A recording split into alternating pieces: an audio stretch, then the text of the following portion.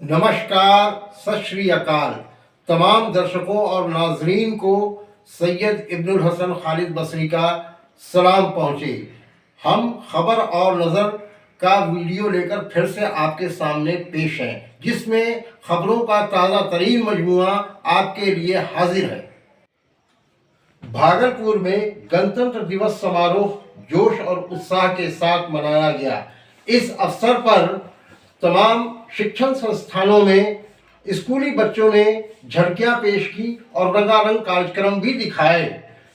Crescent school के principal Shah रजी अहमद ने मानवता और शिक्षा पर हमसे खास बातचीत की।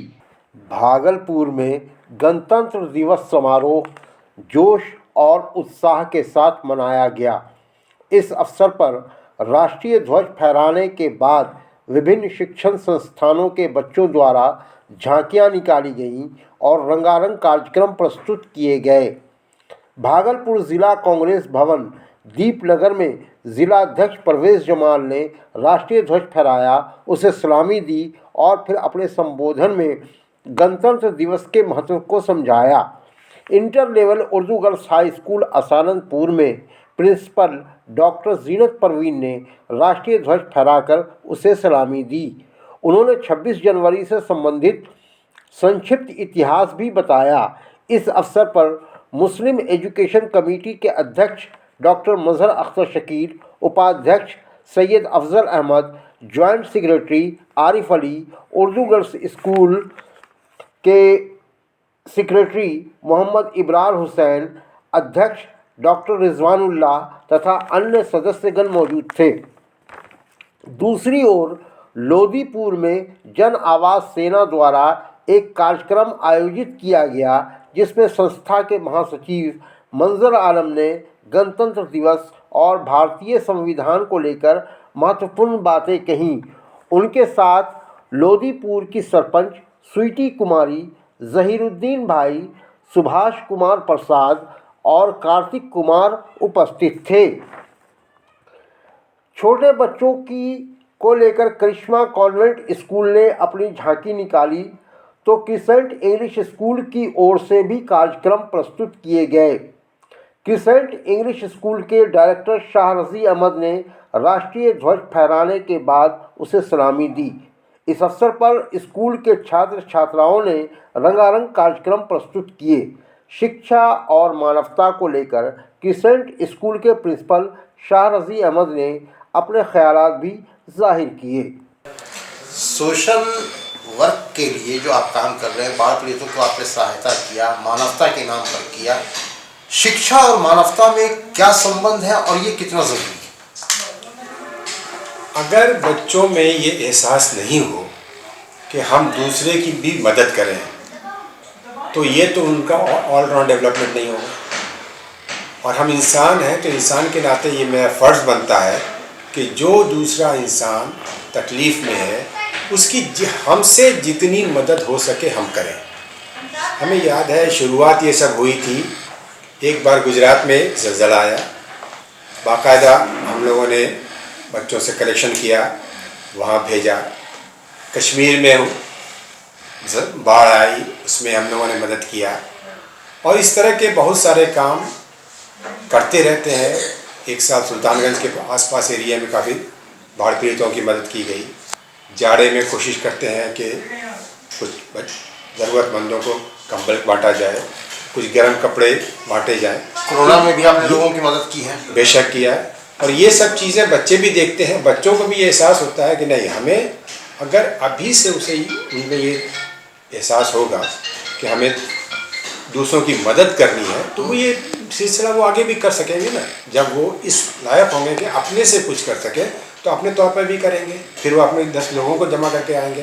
तो ये तो एक तरह से ऑलराउंड डेवलपमेंट है उनका, तो ये होना ही ज़रूरी, होना ही चाहिए। बच्चों में एक ये होता है कि साहब ठीक है, हमें जो रिलीफ बांटना, तो उसके लिए हम चंदा जमा करते हैं, डोर टू डोर जाते हैं, लोगों से रिक्वेस्ट करते हैं और वो इस तरह से हम लोग बांटते हैं। बहुत सारी चीज़ें हैं जो रिलीफ वर्क में हम लोग करते हैं स्कूल की तरफ से, और ये सारे कुछ बच्चों के थ्रू होता है। बच्चे ही कंट्रीब्यूट करते हैं और वो लोग बांटते हैं। कभी हम लोग ग्रुप लेके निकल गए मार्केट में या कहीं और, स्काउट गाइड है हमारे यहाँ, तो स्काउट गाइड वाले बच्चे गए, वो जा कर के चंदा जमा किए और जहाँ भी जिसकी जो ज़रूरत होती है जिस तरह की उन लोगों को बांटते हैं। तो उनके दिमाग में ये बात आता है कि this is also a part of your life, आपके एजुकेशन का ये हिस्सा है और इसे भी आपको करना है।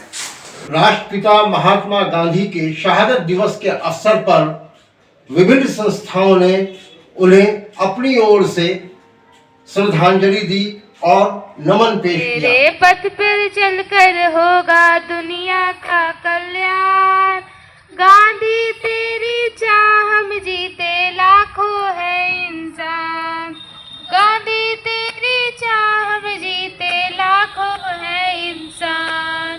कुछ अंदर कुछ बाहर से करते हैं सम्मान, कुछ अंदर कुछ बाहर से करते हैं सम्मान, गांधी तेरी चाह हम जीते लाखों है इंसान, गांधी तेरी चाह हम जीते लाखों है इंसान। तेरे साथ को सच करने तैयार खड़ी है दुनिया, मानवता भाईचारे की दम भरती है दुनिया।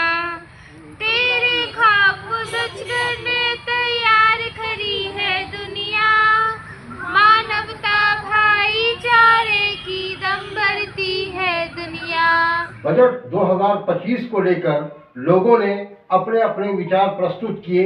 भागलपुर के दौरे पर आए उप मुख्यमंत्री सम्राट चौधरी ने बजट की प्रशंसा की। जिस तरह की सुविधा पहुंचनी चाहिए उसको देश के यशस्वी प्रधानमंत्री को पहुंचाने का काम कर रहे हैं। इसलिए आज देश का बजट बिहार के बजट के रूप में आदरणीय नीतीश कुमार जी के आग्रह पर बिहार में कई चीजों की स्थापना करने का काम किया। सरकार ने जो भी किया है अच्छा किया है और भविष्य में उम्मीद है कि हम लोग की जनता की बातों को सुनते समझते आगे उस पर भी कदम उठाएंगे। धन्यवाद चैम्बर जो आपने इस तरह की पहल को। जमाते इस्लामी एक मददगार और खिदमतगार संस्था है। हमने मुकामी अमीर स्थानीय अध्यक्ष मोहम्मद फारूक से मुलाकात की और उन्होंने मानव और समाज सेवा को लेकर अपनी भावनाओं को जाहिर किया। जमात का एक सालाना काम होता है जिसमें कि हम जो साफ़ी हजरात होते हैं उनकी हिम्मत अफजाई के लिए डायरी कैलेंडर देते हैं और भी कुछ चीज़ें देते हैं। उसी के तहत हमने बुलाए थी तो आए थे साफ़ी हजरात। तो मैंने जमात के काम का तारुफ कराया और ये बताया कि जमात सब दिन गरीबों में काम करती है, बेवा और मरीज़ों पर काम करती है, जावा में कंबल वगैरह की तकसीम करती है, रमज़ान में किट्स वगैरह और भी फलाही कामें हैं। और दो स्कूल हमारा चलता है जहाँ बच्चे फ्री में पढ़ते हैं कुछ, और इसका इंतज़ाम हम आवाम से रुपया लेकर के करते हैं। इस वक्त तो लगता है जमात इस्लामी का काम फील्ड में नज़र नहीं आ रहा, ऑफिस तक ही आप लोग महदूद होकर रह गए हैं। क्या ये बात सही है?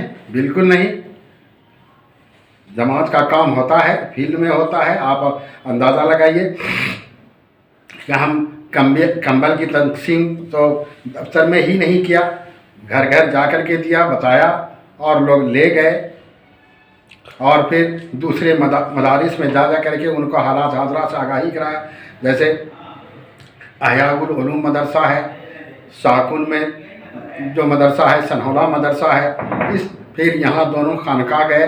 3 तलाक मामले पर और शराब बंदी वाले मामले पर जो जंजीर बनी थी उस मौके पर तो आप लोग सड़कों पर नज़र आए थे जी, लेकिन अभी जो हालात हैं उसके तहत क्या वक्फ वाले मामले पर आपका कोई एक्टिव रोल तो नुमाया नहीं है? एक्टिव रोल अभी जो चल रहा है वो ये है कि गवर्नमेंट को जो है अपने जो वक्फ के इमलाक हैं इसका जो जायज़ मसरफ़ है और इसकी जो हैसियत है उससे वाकिफ़ कराया जा रहा है। हर जगह कराया जा रहा है। पटना में भी इसकी मीटिंग हुई और गांधी मैदान में भी इसकी मीटिंग हुई और गवर्नमेंट को आगाह किया जा रहा है, खामोश नहीं है। जमात के लोग हुए, जमीयतुल उलमा के लोग हुए या फिर खानकाहों के जो हजरात हैं उनके मेंबरान या उनके मुरीदान मुतक़दीन जगह जगह नज़र आ जाते हैं एक्टिव होते हुए। आपके मेंबरान कितने हैं जो नज़र नहीं आते? नहीं, जमात ने भी वक्फ के इमलाक पर जो है एक पटना दफ्तर में मीटिंग किया, फिर जो है उर्दू एकेडमी है पटना में, वहाँ भी बाज़ाब्ता उसकी मीटिंग हुई, उसमें हर जमात के लोग आए थे, शिरकत हुई थी। ऐसा नहीं है कि जमात खामोश, ऐसा नहीं है।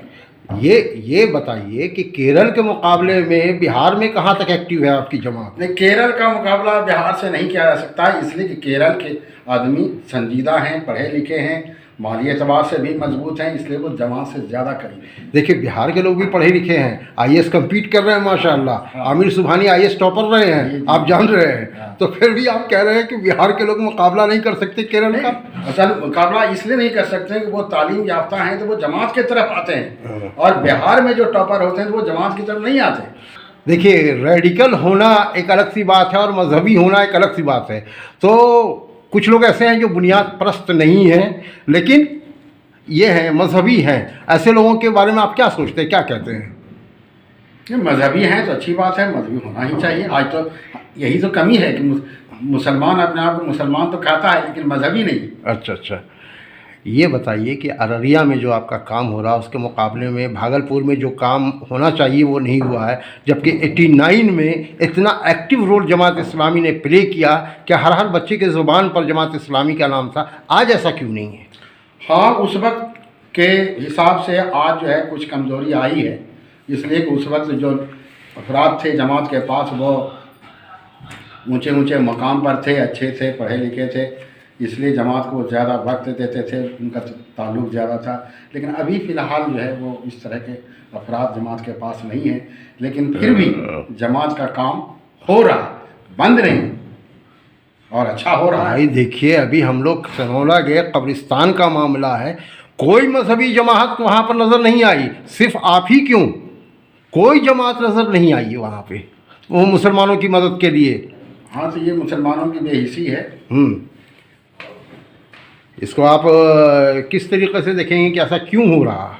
ऐसा इसलिए हो रहा है कि इसका लगाव कम है, इस्लाम से लगाव कम है। अच्छा, सिर्फ इस्लाम के जो है नाम पर हम समझते हैं कि अपने आप को मुसलमान कहते हैं, लेकिन मुसलमान का जो किरदार होना चाहिए, जो मोहब्बत होनी चाहिए, जो खलूस होनी चाहिए, जो कुर्बानी होनी चाहिए, वो जो है नहीं है।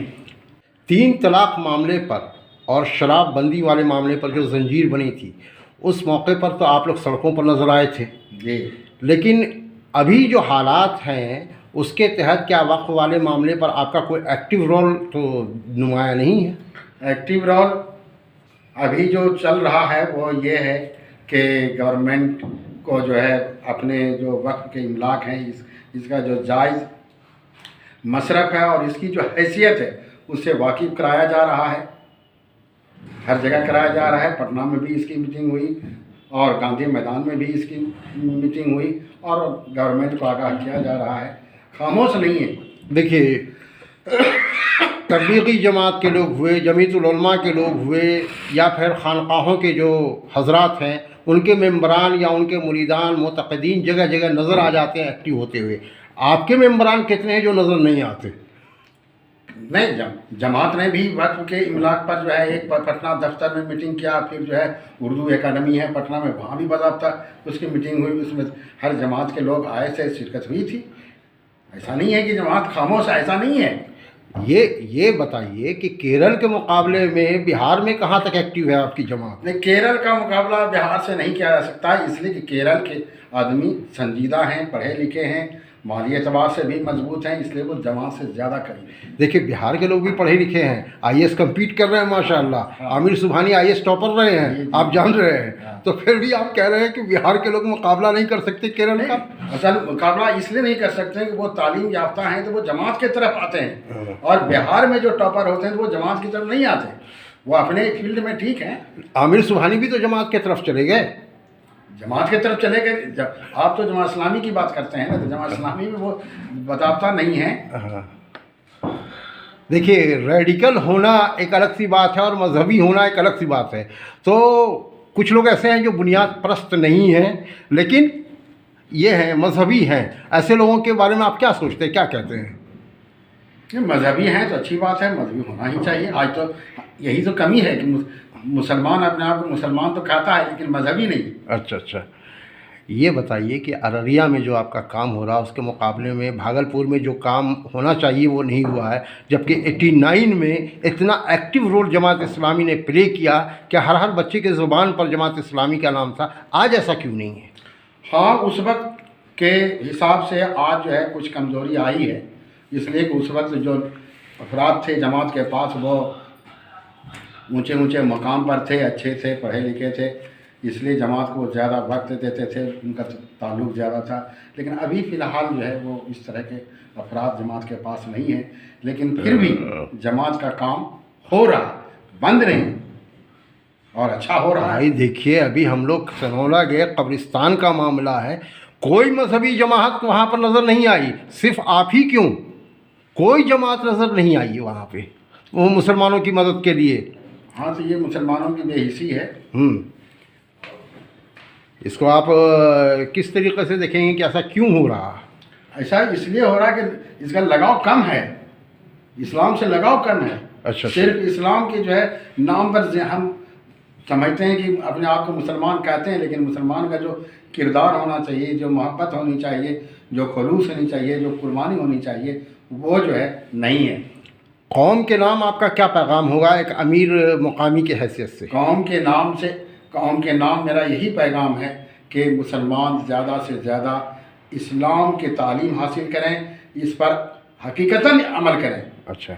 और इस्लाम जो प्यार, मोहब्बत, खलूस, कुर्बानी का जज्बा और तालीम का जज्बा ये सब चाहता है, असली इबादत का जज्बा चाहता है, वो अपने अंदर पैदा। कल हमने गणतंत्र दिवस मनाया, यौम जमहूरिया मनाया, वतनीयत के तहत और हुब्बुल वतनी के तहत भी कुछ बातें आप हमें बताएं। देखिए, एक बात ये है, हुब्बुल वतनी तो सबको चाहिए कि जो है अपने मुल्क से मोहब्बत पैदा करे। अगर कोई भी आदमी जानबूझ करके एक ईंट भी तोड़ता है, जिसका मतलब वो अपने मुल्क को नुकसान पहुंचाता है। इसलिए हम ये चाहते हैं कि कोई भी आदमी किसी भी तरह से कोई भी चीज़ को नुकसान न पहुंचाए, किसी भी एतबार से नुकसान न पहुंचाए। अगर नुकसान पहुंचाता है तो अपना तो नुकसान करता ही है, साथ साथ वो मुल्क का भी नुकसान करता है, अपने किरदार का भी नुकसान करता है, और बहैसियत मुसलमान के वो मुसलमान के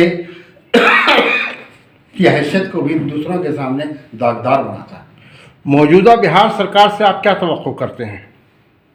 मौजूदा बिहार सरकार तो काम कर रही है। अच्छा, आप उसकी काम से खुश हैं, मुतमईन हैं? अभी जो चीज़ हम देख रहे हैं, हाँ। कि जो हर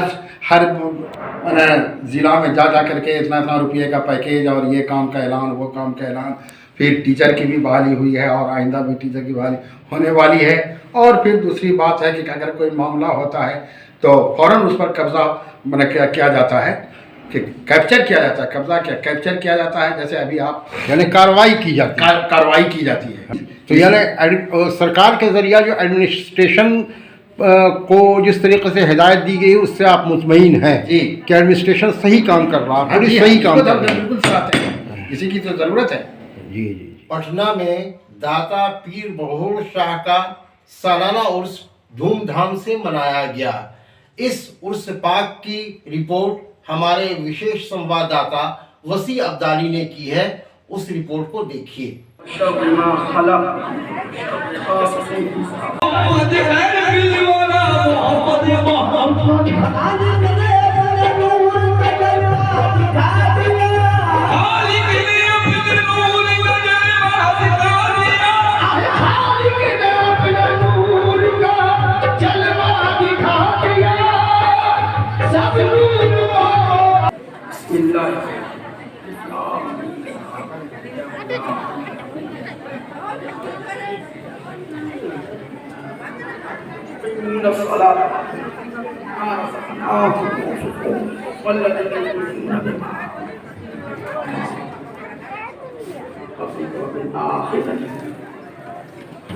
चादर में कम है ना, यदि कूलर कम है।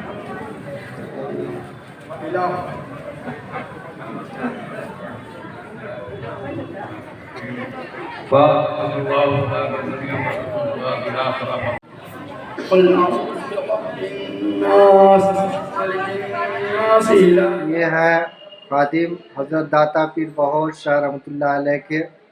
नाम आप अपना बताएंगे? अस्सलामुअलैकुम वरहमतुल्लाहि वबरकातुहू। मेरा नाम रिजवान अहमद है और इस दरगाह के खिदमतगुज़ार हैं। और ये जो आस्थाना है हज़रत दाता पीर बहोर शाह रहमतुल्लाह अलैह का आस्थाना है। और यहाँ जो उर्स होता है वो 21 रजब को हर साल उर्स होता है। और ये जो आस्थाना है हज़रत दाता पीर बहोर शाह रहमतुल्लाह का, इन्हें पीर मुर्शिद का सिलसिला है हज़रत दीवान शारजा रहमतुल्लाह अलैह के आस्थाने से उन्होंने खिलाफत दिया था इनको। तो इनका आस्थाना यहाँ है और इनका आस्थाना सुल्तानगंज पटना में है। और हज़रत दाता पीर बहोर शाह रहमतुल्लाह अलैह का आस्थाना पीयूल पटना यूनिवर्सिटी लाइब्रेरी के ठीक सामने पीर बहोर मोहल्ला लालबाग में है। ये आस्थाना तकरीबन 400 वर्षों से भी काफ़ी पुराना है। और यहाँ हर साल 21 रजब को हज़रत का उर्स होता है। दोस्तों, अब एक अपील है।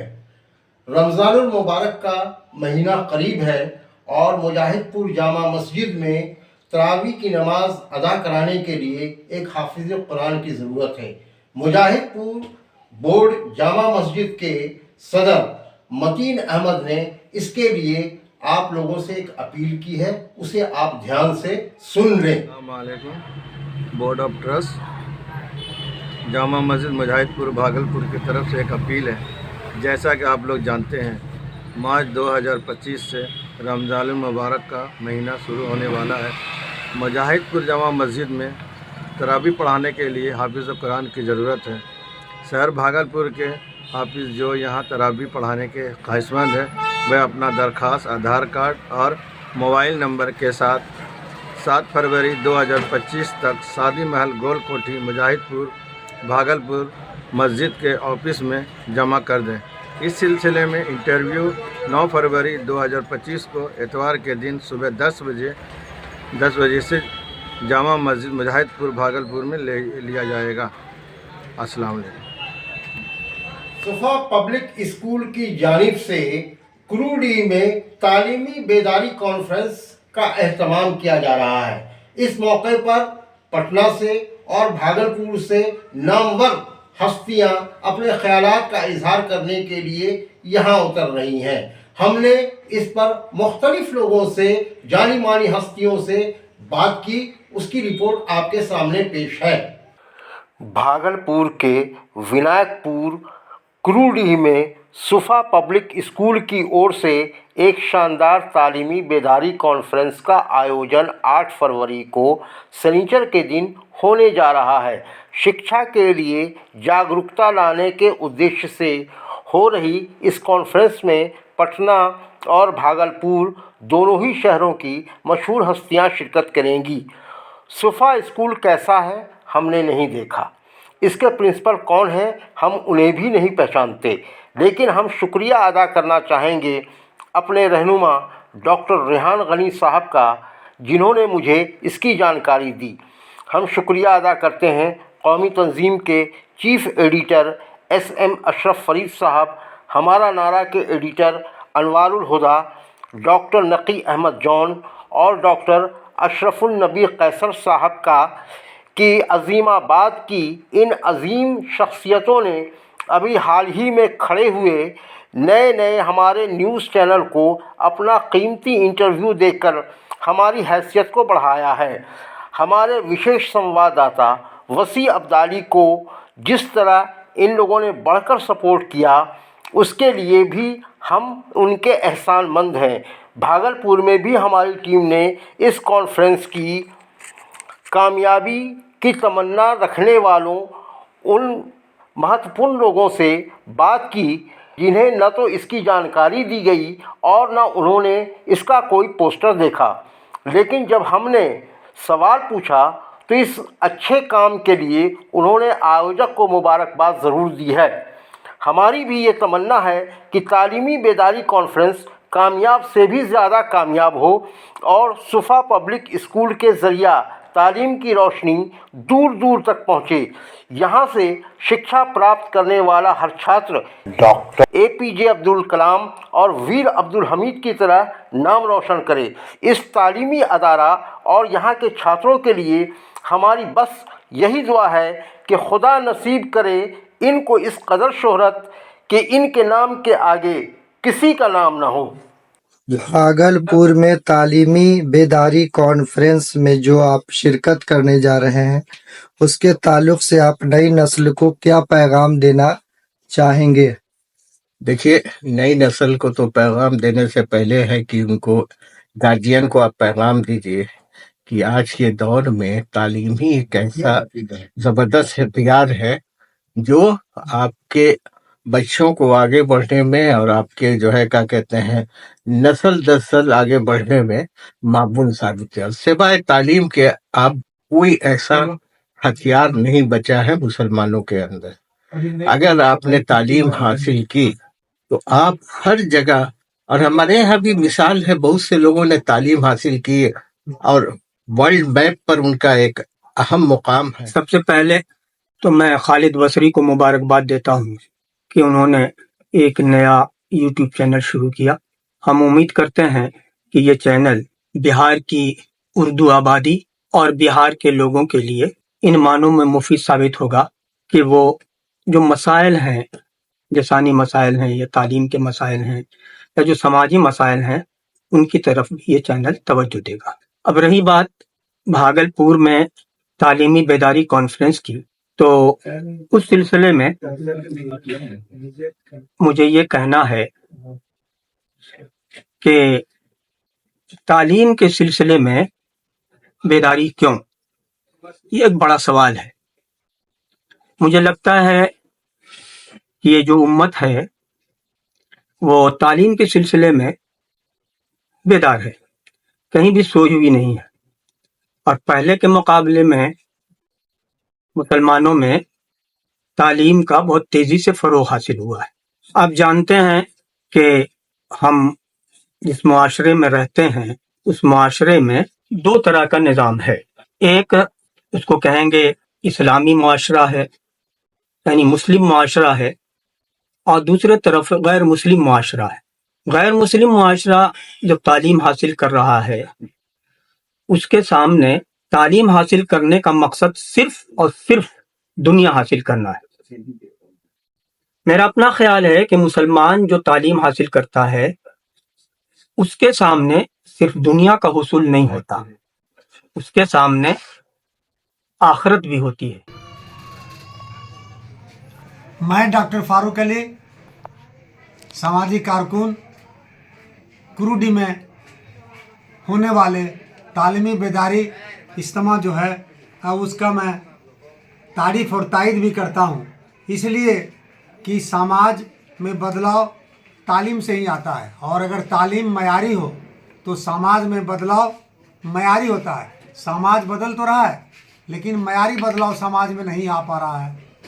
वो इसलिए नहीं आ पा रहा है कि तालीम में मयारी नहीं है, और तालीम की वो रुझान करना हम सबों की जिम्मेदारी है। हम लोग आज़ादी के इतने साल बाद भी, 75 साल बाद भी हम आज तालीम की ओर सोच रहे हैं, ये कितनी बड़ी विडंबना है।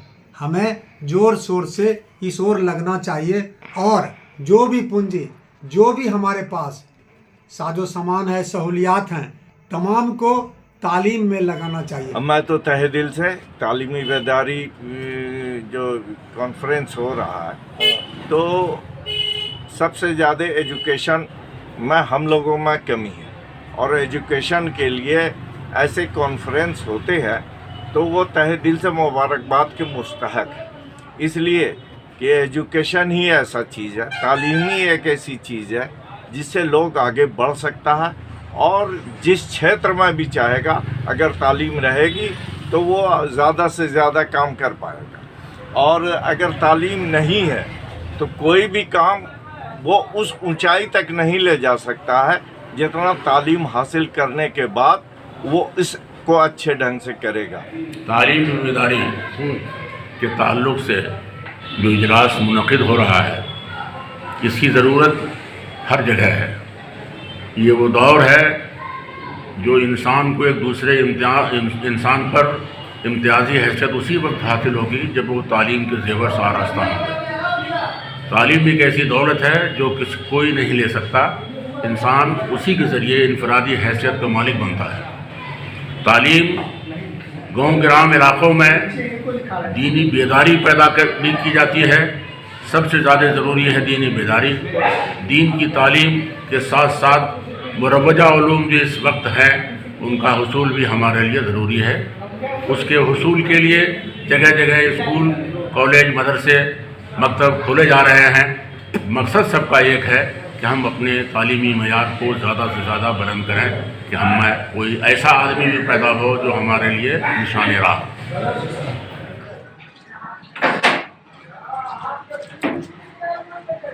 बड़ी खुशी की बात है कि 8 फरवरी को विनायकपुर कुरूडी में एक इस्लामिक कॉन्फ्रेंस होने जा रही है, तालीमी कॉन्फ्रेंस। और इस वक्त अज़हद ज़रूरी है ऐसे माहौल में इस तरह के कॉन्फ्रेंस करना, और ख़ासकर तालीमी लोग बहुत तरह के कॉन्फ्रेंस इजलास ये वो मुनक़िद करते हैं, लेकिन तालीम पर ज़्यादा फोकस, चूँकि हमारे नबी ने भी तालीम के लिए कहा है, हमारे कुरान हदीस सब शाहिद हैं और इनकी गवाह है। और ख़ास कर मुसलमानों के लिए जो गिरता हुआ प्यार है आज के दौर में और इतने कंपटीशन के दौर में अच्छा इदारा और इस तरह की चीज़ें चलाने के लिए तलकीन करना चाहिए हमारी कौम को, ताकि नई नस्ल इससे मुतफ़ीज़ हो सके। और मेरी दुआ है कि ये सक्सेसफुल हो और सारा पॉजिटिव पैगाम लोगों के बीच जाए, समाज के बीच जाए, न्यू जनरेशन को, इंग्लिश मीडियम के बच्चों को भी इस तरह की चीज़ें समझ में आए कि हमारे तालीम का क्या तालीम की अहमियत है। ये खुशी की बात है कि भागलपुर में तालीमी बेदारी कॉन्फ्रेंस का इनकाद किया जा रहा है और इस हकीकत से इनकार नहीं किया जा सकता कि तालीम के मैदान में जितनी बेदारी होनी चाहिए उतनी बेदारी आज की तारीख़ में नहीं है। और किसी भी इंसान के लिए तालीम की अहमियत से इनकार नहीं किया जा सकता। और सच ये है कि जीने का सलीक़ा भी तालीम के ज़रिए ही हासिल किया जा सकता है। ये बहुत खुशी की बात है कि भागलपुर जैसे इलाके में जहाँ मुसलमानों की ज़बरदस्त आबादी है, वहाँ सुफ़ा पब्लिक हाई स्कूल कायम हुआ है और दूर इस्तादा इलाके में तालीम की रोशनी फैला रहे हैं वो लोग। और हम अल्हम्दुलिल्लाह ये समझते हैं कि सुफ़ा हाई स्कूल जो है चंद दिनों में जो है एक बहुत ही कामयाब इदारा बन चुका है। तो उसके उस इदारे के तहत तालीमी बेदारी कॉन्फ्रेंस का इनकाद एक खुशाइंद पहल है। ये बिल्कुल होना चाहिए। जाहिर सी बात है कि तालीम के बगैर कोई भी कौम अधूरी है। हमारे मज़हब में भी जो है तालीम की अहमियत और अफादियत पर बिल्कुल जोर दिया गया है। जो उर्दू की आबादी है और माइनॉरिटी के जो लोग हैं, अक्सर उसमें ऐसा देखा गया है कि मैट्रिक या बहुत ही ज़्यादा हुआ तो इंटर के बाद वो लोग ड्रॉप आउट कर लेते हैं। तो सबसे अहम जो एक मसला है ड्रॉप आउट रेट। तो इस कॉन्फ्रेंस के बाद ऐसी उम्मीद की जाती है कि गार्जियन में, बच्चों में एक बेदारी आएगी कि कंटिन्यूड एजुकेशन का क्या इसमें फ़ायदा है, क्या इसमें रोल है। एक बहुत अजीब सी बात है लोगों में कि मैट्रिक पास कर लिया, इंटर पास कर लिया और तालीम के लिए, इल्म के लिए नहीं, सलाहियत के लिए नहीं, वो लोग नौकरी के लिए पढ़ते हैं। और इसी वजह से एक मन में उजलत भी होती है कि भाई अब मैट्रिक कर लिया, कुछ माश का ज़रिया बन जाए, कोई नौकरी मिल जाए। तो इस चीज़ को इस कॉन्फ्रेंस की मदद से ये जो गलत फहमी है लोगों में ये दूर की जाए, ऐसी हम उम्मीद करते हैं। और आम लोगों तक ये मशवरा दिया जाए कि एजुकेशन अपने आप में एक अलग चीज़ है और एम्प्लॉयमेंट अपने आप में अलग चीज़ है। तो एजुकेशन हासिल करते करते अगर सलाहियत, स्किल आता है तो वो एक ऑटोमेटिक प्रोसेस है कि एम्प्लॉयमेंट मिल ही जाएगा। खालिद बसीर साहब, सबसे पहले तो मैं आपका शुक्रिया अदा करता हूँ। अभी आपने शुरुआत की है इस चैनल की, लेकिन शुरुआत देखने ही से लग रही है कि ये एक बेहतरीन चैनल होगा और सिर्फ उर्दू ही में नहीं बल्कि उर्दू, हिंदी और समाजी खिदमात और दोनों ज़बान, बल्कि भागलपुर में है तो अंगिका के मुतालिक भी बातें होंगी, ये सब तफसील से। अभी जो विनायकपुर कुरूडी में तालीमी बेदारी कॉन्फ्रेंस होने जा रही है, जिसमें उर्दू एक्शन कमेटी के सदर और सीनियर सहाफ़ी जनाब अशरफ अली साहब, उनके साथ साथ रेहान गनी, अनवार हुदा, अशरफुल नबी कैसर वगैरह लोग आ रहे हैं, और भी बहुत सारे उलमाए दीन आ रहे हैं, सोशल वर्कर आ रहे हैं। मैं समझता हूँ कि ये जो एक सबक ये लोग दे रहे हैं सुफ़ा एकेडमी वाले तालीमी बेदारी की, ये नई नस्ल के लिए नहीं बल्कि हम लोग के ऐसे पुराने लोगों के लिए जो हम लोग खामोश होकर बैठ गए। नई नस्ल तो बिल्कुल एक कोरा कागज़ है, इसको जिसको कहिए ब्लैक बोर्ड, जिस पर कुछ नहीं लिखा हुआ है। आइए हम लोगों की जो समझदार लोग हैं, जो पढ़े लिखे लोग हैं, जो बाशऊर हजरात हैं, उनका ये फ़र्ज़ है, उनका ये की ड्यूटी बनती है कि उस ब्लैक बोर्ड पर उस नई नस्ल के लिए वो तहरीर करें, लिखें और नई लोग सीखें। अभी जो है कुरूडी में जो है तालीम पर जो है कॉन्फ्रेंस हो रहा है, और ये जानकर बड़ी खुशी हुई। और इस तरीके की जो है माने कॉन्फ्रेंस जो है हर जगह होना चाहिए, ताकि इलाके के बच्चों लोगों को अंदर जो है माने हो बेदारी हो, और जो है लोग जो है इस तरफ रुजू करें और तालीम की तरफ जो है माने कदम बढ़ाए। और जो है कुरूडी के जो है लोगों को जो है मैं माने जो उसका शुक्रिया अदा करता हूँ कि उन्होंने ऐसे कदम को उठाए, और बहुत बहुत मुबारकबाद के मुस्तहक हैं। कुरूडी में जो तालीमी कॉन्फ्रेंस हो रहा है, कराने वाले को बहुत बहुत मुबारकबाद। आज दीनी तालीम के साथ दुनियावी तालीम भी बेहद ज़रूरी है। लोग तालीम दे रहे हैं, तरबियत नहीं दे रहे हैं। तरबियत देना बहुत ज़रूरी है। सिर्फ तालीम देने से कुछ हासिल नहीं होना। हर लोग, ठेले वाला, रिक्शे वाला, सब्जी बेचने वाला, सब तालीम दे रहा है, तरबियत कोई नहीं दे रहा है। तरबियत बहुत ज़रूरी है तालीम के साथ में, ये होना चाहिए। जो कॉन्फ्रेंस करा रहे हैं वहाँ ये अगर टॉपिक है तो ज़रूर वहाँ फ़र्क आएगा, लोगों में जागरूकता आएगी, लोग सोचेंगे, तालीम के साथ तरबियत भी दें। और इसी तरह से हर जगह ये इस तरह के प्रोग्राम का इनेकाद बहुत ज़रूरी है, हर मुआशरे में ज़रूरी है, होना चाहिए, ताकि बच्चे तालीम से जुड़ें। और छोटे बड़े का फ़र्क मिट गया है, क्योंकि तरबियत की कमी आ गई है। तो अगर ये कॉन्फ्रेंस हो रहा है और इसमें ये उन्वान अगर कोई पढ़ता है इस उन्वान से टॉपिक पर, तो जाहिर है कि फ़ायदा होगा सुनने वाले को, जाने वाले को, देखने वाले को। कुरूडी वालों को बहुत बहुत मुबारक। कुरूडी में जो तालीमी बेदारी कॉन्फ्रेंस हो रहा है, और इनके जो भी ऑर्गेनाइज़र हैं, इनको मैं मुबारकबाद देता हूँ कि इन्होंने एक बेड़ा उठाया है तालीमी बेदारी का। चूँकि डाटा वाइज ये आजकल कहा जाता है कि मुसलमानों के बीच में तालीम का फुकदान है, तो मैं उन लोगों को मुबारकबाद देना चाहता हूँ कि वो इस तालीमी फील्ड में लोगों को बेदार करने के लिए निकले हैं, अपना कीमती वक्त वो दे रहे हैं।